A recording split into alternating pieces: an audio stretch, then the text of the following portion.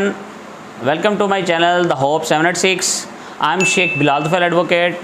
आज जो हम लेक्चर करने जा रहे हैं नाज़रीन, वो अमेरिकन सिविल वॉर पे हम डिस्कशन करेंगे। That is very important in the history of English literature as well as in the history of world.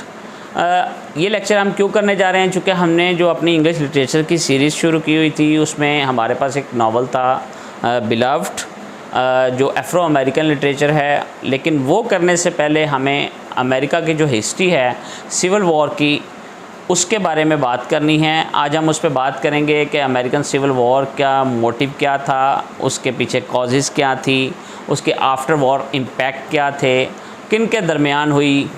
Abraham Lincoln का उसमें जो 16 प्रेसिडेंट थे USA के, उनका क्या रोल था, इन सारी बातों पे हम आज डिस्कशन करेंगे। आइए अपने लेक्चर का आगाज़ करते हैं।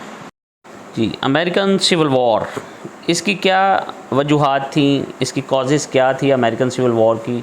सबसे पहले हम ये डिस्कशन करते हैं।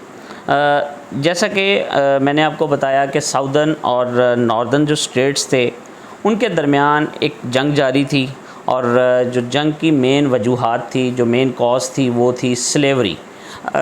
जो साउदर्न थे वहाँ पे एक अलग चीज़ थी और नॉर्दर्न्स में अलग थी। जैसा कि पूरी दुनिया में इंडस्ट्रियल रेवोल्यूशन आया, तो अमेरिका में भी 70-90 तक जो इंडस्ट्रियल रेवोल्यूशन आ चुका था। उसके बाद नाजरीन ये हुआ कि 70-90 तक जो साउदर्न एरिया था वहाँ पे जो एग्रीकल्चर लैंड था वो मेन था, और नॉर्दर्न में जो था इंडस्ट्रियल रेवोल्यूशन की वजह से बहुत ज़्यादा मॉडर्निटी आ चुकी थी, बहुत ज़्यादा जो है वो तरक्की हो चुकी थी। और कुछ 80 साल से 80 इयर्स से जो है ये बात चल रही थी कि वहाँ जो स्लेवरी है उसको एबॉलिश कर दिया जाए। चूँकि जो ब्रिटेन थे, अमेरिकन थे, ये अफ्रीका से और डिफरेंट और दुनिया के स्टेट से जो ब्लैक्स थे उनको लाकर वहाँ पे क्या करते थे, उनको ला के वहाँ पे जो है वो उनसे काम करवाते थे, उनसे एग्रीकल्चर लैंड पर जो है वो हल चलवाते थे, डिफरेंट काम करवाते थे अपने। और उनको जो है वो अगर कोई भागने की कोशिश करता था तो उसे या मार देते थे या अपने काम के लिए रखते थे। तो उनका जो मेन कॉज थी एक तो ये थी, और दूसरी जो थी उनकी इकोनॉमिक पॉलिसीज़ और प्रैक्टिसेस प्लस कल्चरल वैल्यूज़ जो थी, जो the extent and the reach of the federal government, and most important the role of slavery with an American society. और सिविल वार जो थी, इसको कहा गया है the world bloodiest war in the world, और द मोस्ट डिफिसिव कॉन्फ्लिक्ट जो था वो इसकी union army against the Confederate States of America, ये दो थे। और जो इनका वॉर जो थी वो रिज़ल्ट हुआ, और जिसमें कहा जाता है 6,20,000 मोर देन 6,20,000 पीपल्स जो थे वो उनकी डेथ हो गई थी। इतने ज़्यादा एक मुल्क के अंदर रहते हुए लोगों की डेथ हो जाना ये आम बात नहीं हो सकती। और ये एक इंटरनल वॉर थी, कोई एक्सटर्नल वॉर नहीं थी, एक मुल्क के अपने ही हिस्से के अंदर ये वॉर थी। आइए अब आगाज़ करते हैं इसके बाद कि जो अमेरिकन सिविल वॉर है वो है क्या और उसका काम क्या था। इस पे हम डिस्कशन करते हैं थोड़ी सी। अमेरिकन सिविल वॉर होती क्या, सबसे पहले तो ये देखते हैं। American civil war is a war which is fought between different groups of people living in the same country. जो साउदर्न थे और जो नॉर्दर्न्स थे उनके दरमियान एक वॉर हुई, ठीक है, जिसको अमेरिकन सिविल वॉर के नाम से जाना गया। अमेरिकन सिविल वॉर कब स्टार्ट हुई? अमेरिकन सिविल वॉर जो थी वो अप्रैल 12, 1861 में जो है वो उसका आगाज़ हुआ, और जो एंड हुई अप्रैल में ही, अप्रैल 9, 1865। 4 साल जो है ये जंग चलती रही। और इससे पहले थोड़ा सा बैकग्राउंड में और जाते हैं। हम अब्राहम लिंकन की बात करते हैं जो 16 प्रेसिडेंट ऑफ अमेरिका थे।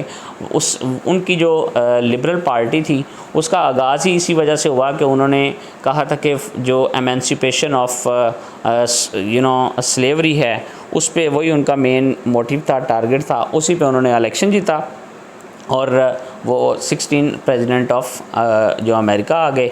और उन्हीं के दौरान जो है वो बाद में वॉर स्टार्ट हो गई दो मुल्कों के दरमियान।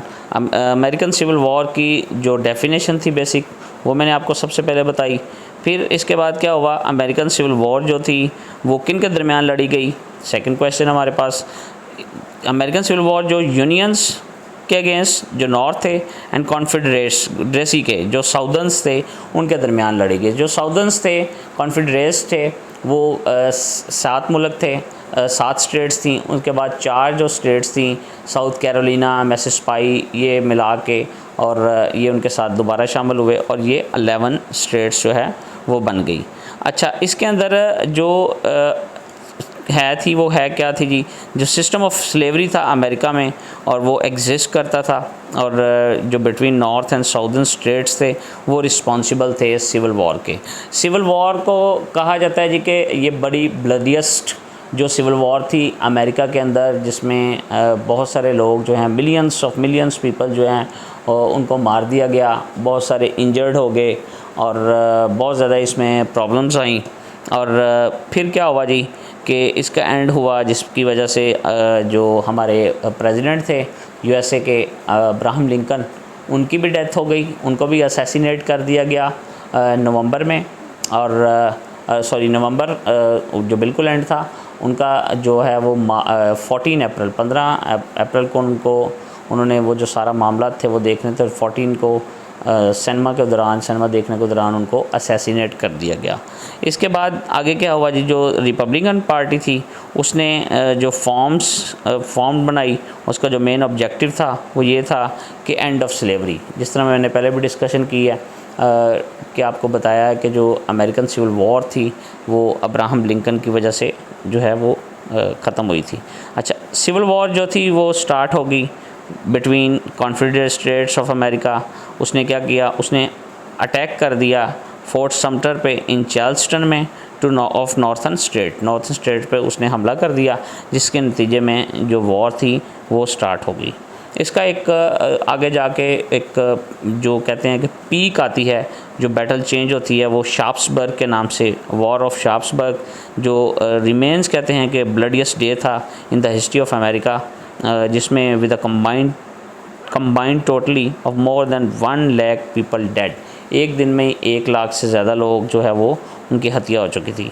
इसके बाद जो 1863 में जो हमारा अब्राहम लिंकन था उसने एमेंसिपेशन प्रोक्लामेशन जो है वो डिक्लेयर कर दी थी।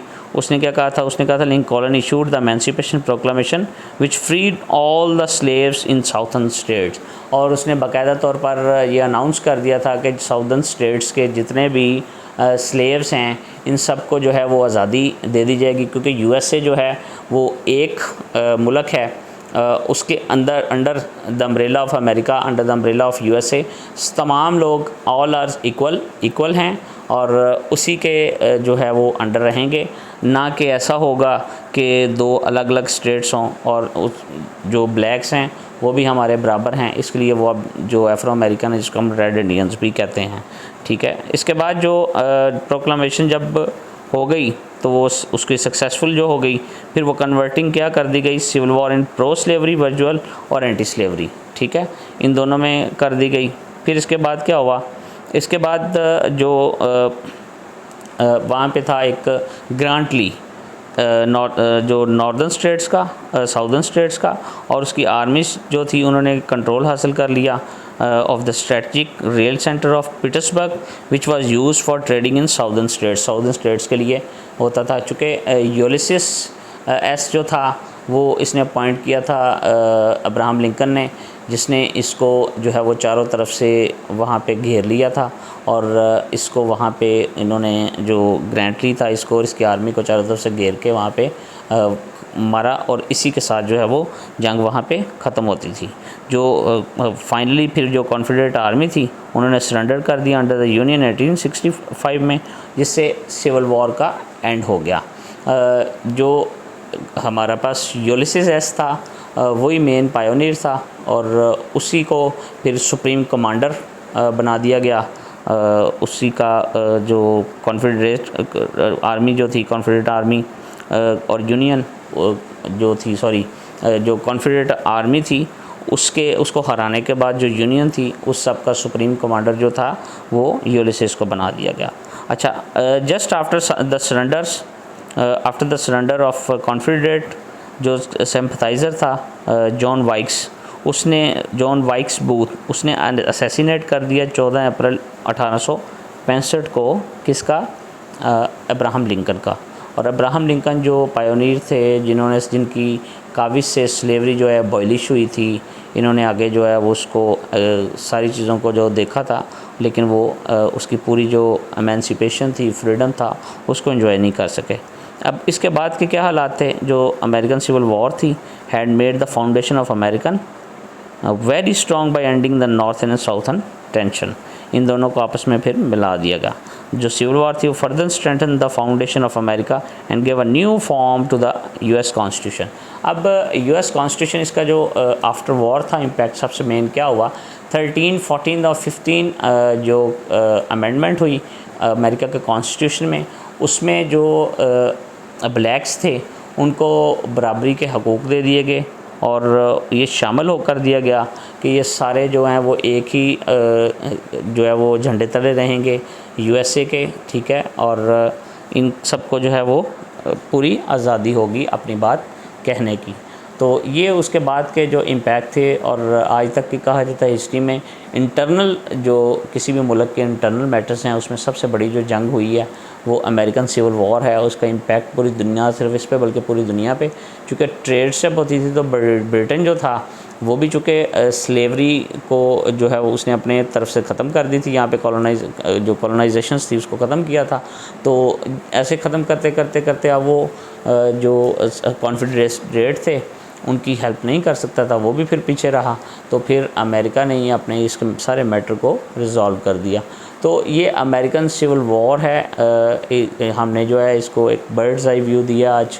अब हमारा जो नेक्स्ट लेक्चर होगा वो बिलव्ड जो नावल है टोनी मॉरिसन का, उस पे होगा। तो उम्मीद है आपको आज की मेरी वीडियो पसंद आई होगी। कोई भी क्वेश्चन आपने करना है तो कमेंट बॉक्स में आके कर सकते हैं। Thank you very much.